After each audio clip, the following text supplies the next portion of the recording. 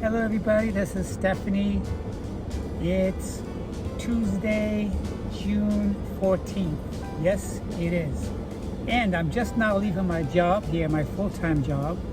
I had yesterday off from my part-time at the yacht club, and I have today off from the yacht club. So, yesterday when I got home, I wanted to make a video for you guys, but I was not feeling very well. My head felt like it was spinning, and I felt nauseous. So I had supper and I stayed home and I watched a movie. Yes, I did. So before I continue, I want to say thank you to all my subscribers. If you're a new visitor just checking out my channel for the first time, if you find something that resonates with you guys, please consider on subscribing. We'll be talking to you very soon.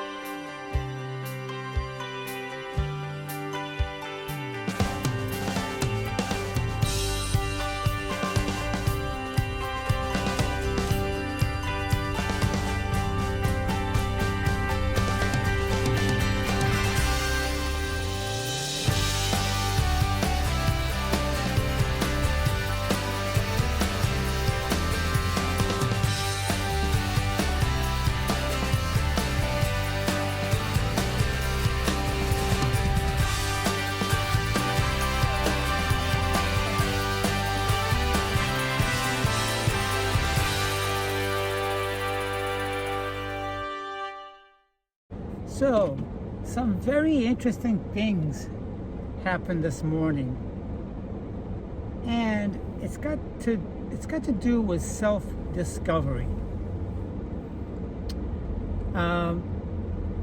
But the self-discovery is not so much about me, but other people.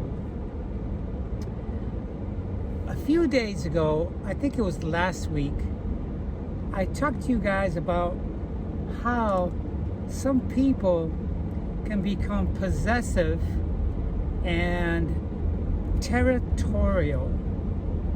Territorial. What does that mean? For example, if you do meetings at your job on a regular basis, the first thing you notice is the same people tend to sit in the same seating arrangement. Okay? To me, it's a sign of territorialness. Okay? People tend to be a little bit territorial when it comes to seating arrangement or a parking arrangement. A couple of weeks ago, I decided to park my vehicle under the shady area because, as you know, in Florida, it's very, very humid and very, very hot. So if you can find a parking space that's in the shade, your car will be a lot cooler. And if your vehicle is tinted like mine's is, it'll be much, much more cooler than if you were parked in direct sunlight. Well, guess what? This morning when I came into work, I parked in the open area, the open parking with no trees and no shade. I intentionally did that because the woman that parks where I started parking, where there's a lot of shade, well, she enjoys parking there in the same place every time. Now, I work in a retail store. Parking is first come, first serve. That means if I come into work early in the morning before everybody else, I can park wherever I want. I don't care who's parking there or who prefers to park there. It's open parking. It's not like I work at a doctor's office and the doctor or someone who owns the practice has their name emblazoned in the parking space. It'll say Dr. Jones parking area. It's reserved for the doctor. Or if it's an attorney's office, they have assigned parking. But this is a retail parking. Managers don't have assigned parking. Employees don't have assigned parking. It's public parking. Okay? But today, especially, I didn't want to park there. So I come in a little bit early and I sit in my car and just chill. And the woman who parks there went right for that parking spot like a tiger shark or a great white, going for the kill, to kill that seal. All right? Now, to me, territorial, when it's applied to a human being, human beings can be very territorial. They can be territorial in that they prefer to sit in a particular area. If they go out to eat to the same place all the time and they sit in the same seating arrangement, they're territorial. They're not open-minded when it comes to seating arrangement, and they're not open-minded when it comes to a parking arrangement. If you steal someone's parking area, they can get quite vicious. Okay? The only time I see animals of being territorial is if the mother bear has cubs. If you accidentally walk into an area where there are cubs or the mother bear is there, she might attack you and kill your ass. Okay? She's being territorial. Otherwise, when she don't have any cubs, okay, and she's not going to be territorial. No cubs. She's not protecting the cubs. She won't be territorial. But if you walk into a bear in the woods, like a brown grizzly, if they're hungry, they may or may not attack you. They may take off of the area they're in because they don't want to be bothered by humans. But if they feel like you're offending them, or if they're not in a good mood and they're hungry, they want to eat your ass, they're going to attack you. But most of the time, they want to be left alone. Okay?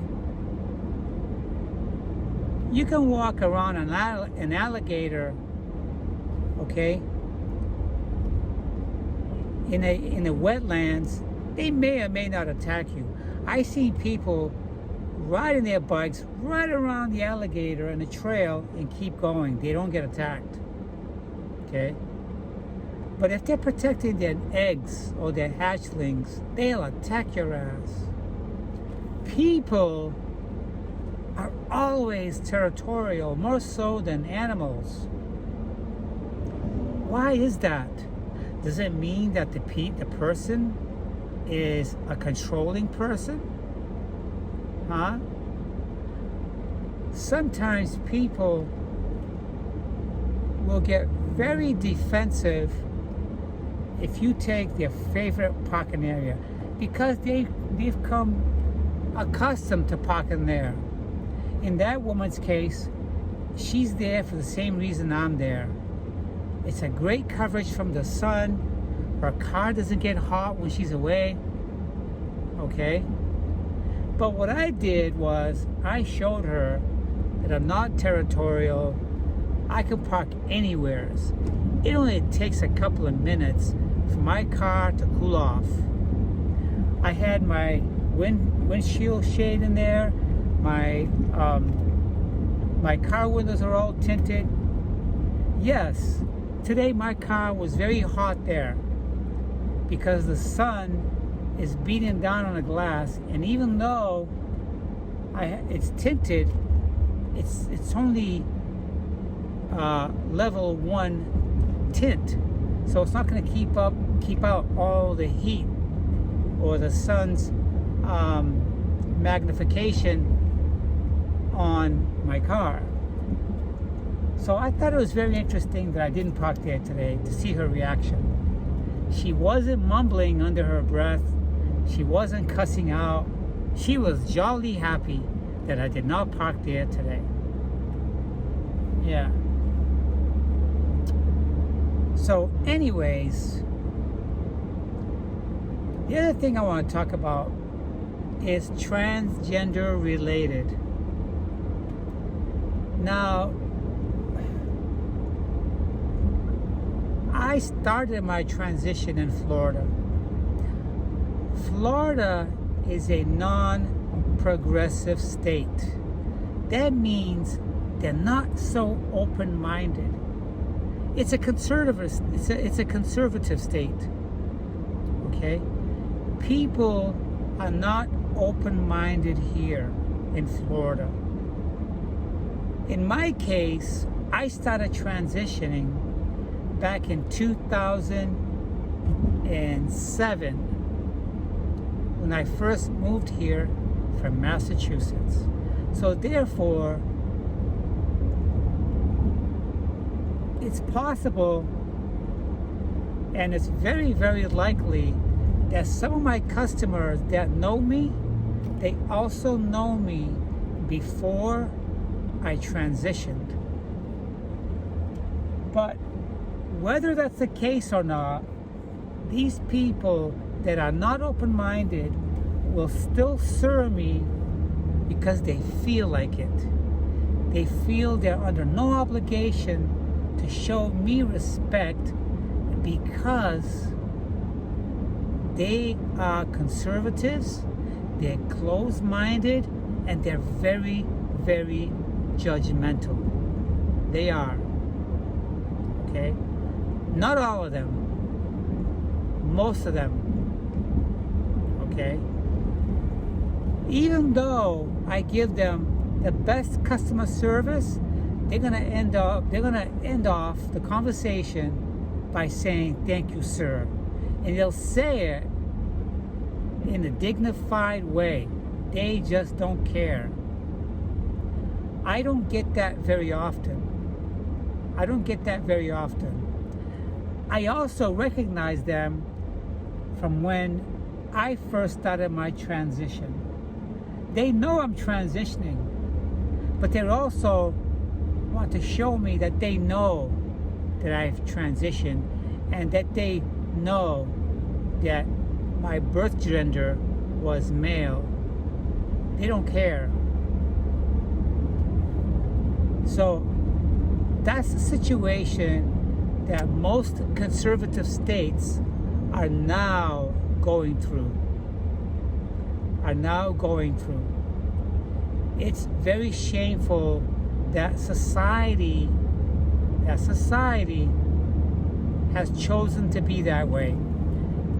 They want to let us know that they're not going to conform to what we feel that we are. Instead, they're going to affirm and confirm our birth gender. Okay?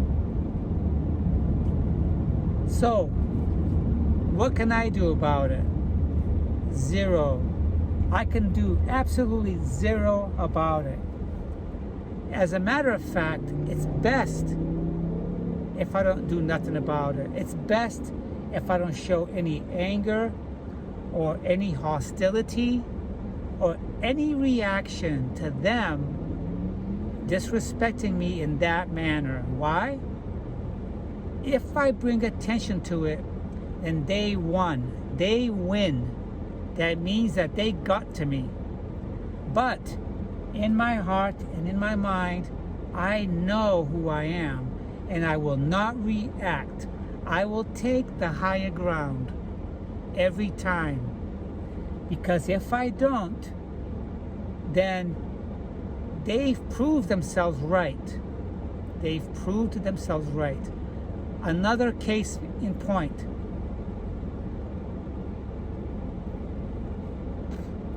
I have made the same mistake on a cisgender woman because I'm constantly sirring my customers, because most shopping people that come to the plumbing department are men, and I'm always saying sir, sir, sir. I accidentally sirred a woman.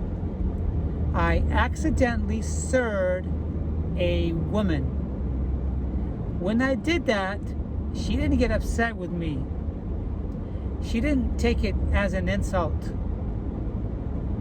She just went on as a customer would, and she's talking about her plumbing needs and her plumbing problems.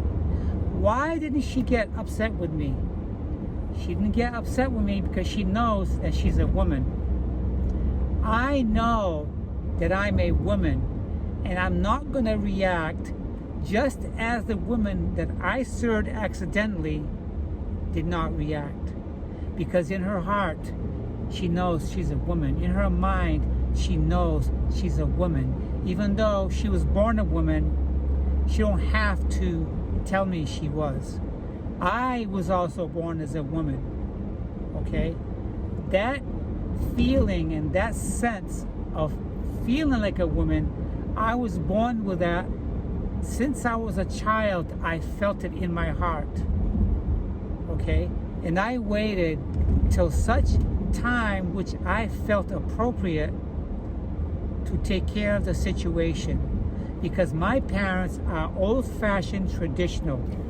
Still, they do not respect me. Still, they do not respect me.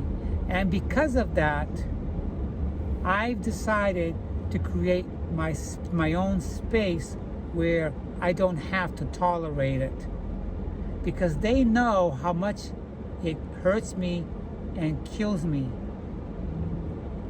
Okay?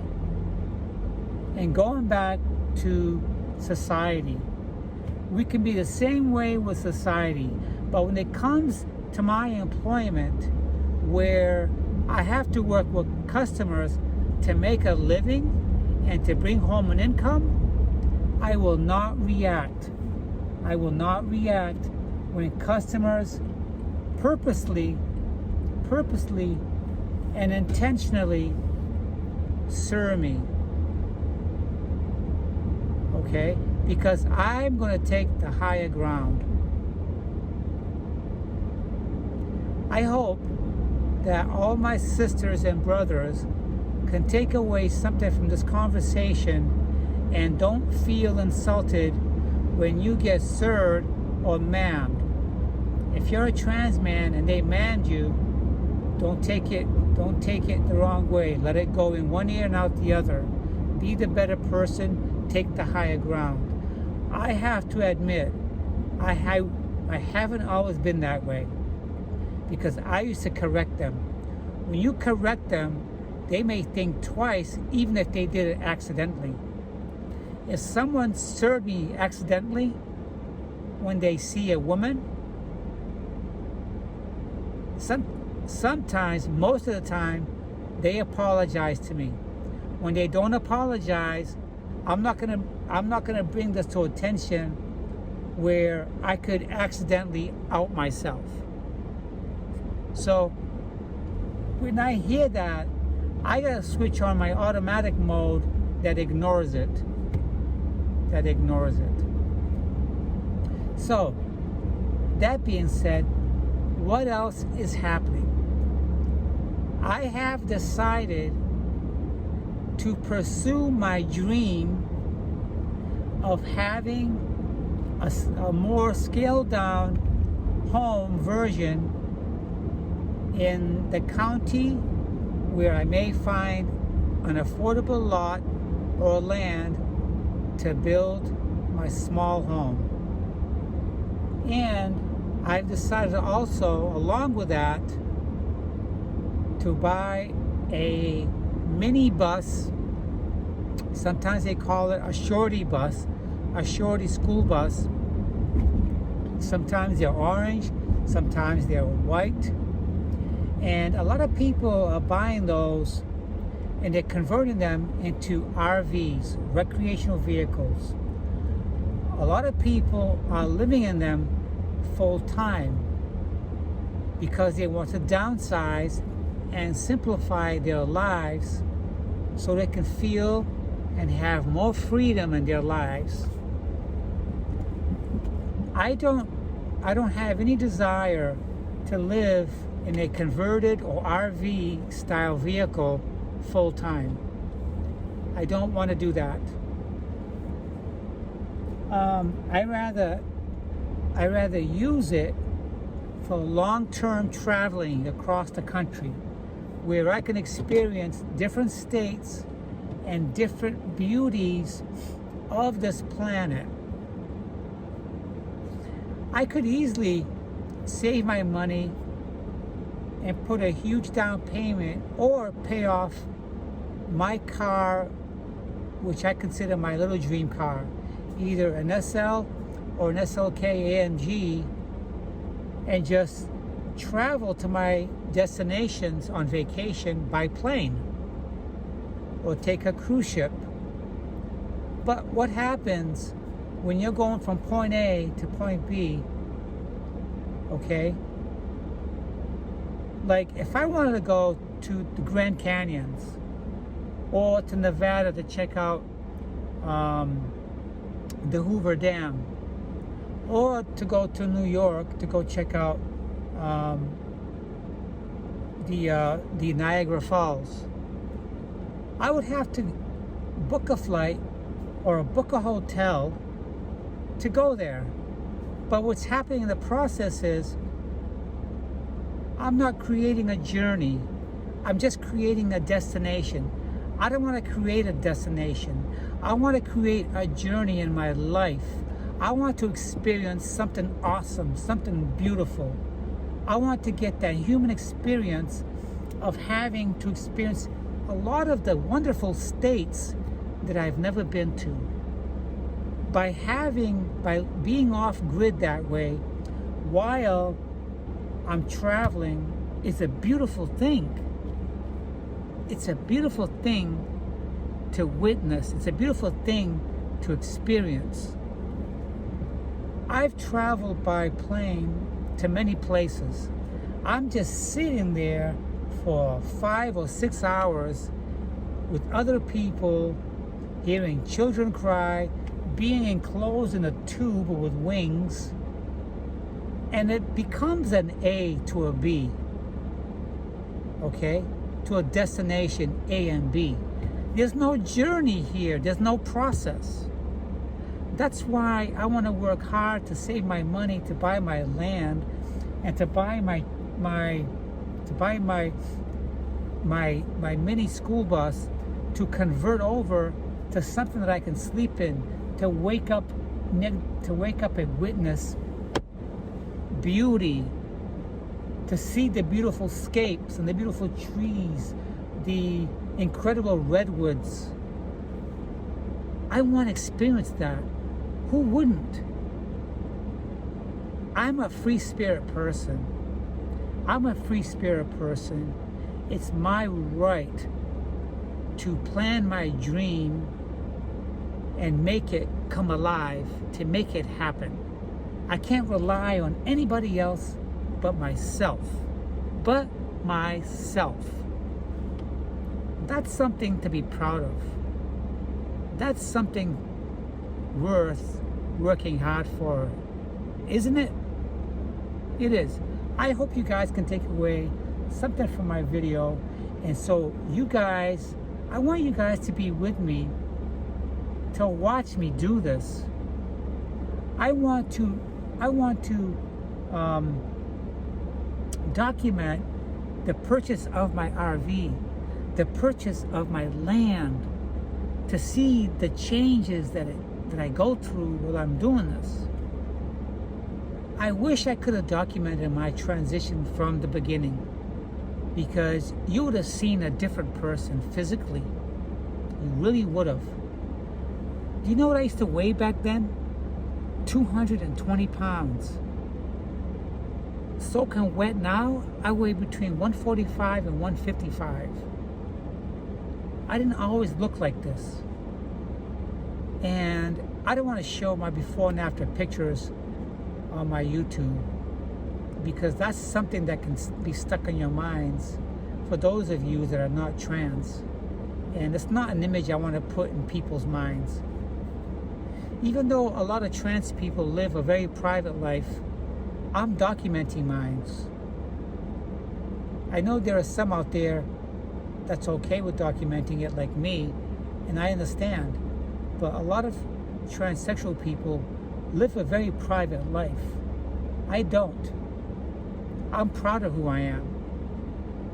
There are some people in my family who are not proud, who have not opened up communication with me, because they may still feel ashamed, or they don't know how to address me, or they don't feel comfortable addressing me by the right pronouns. But I'm not ashamed of myself, and I'm not ashamed of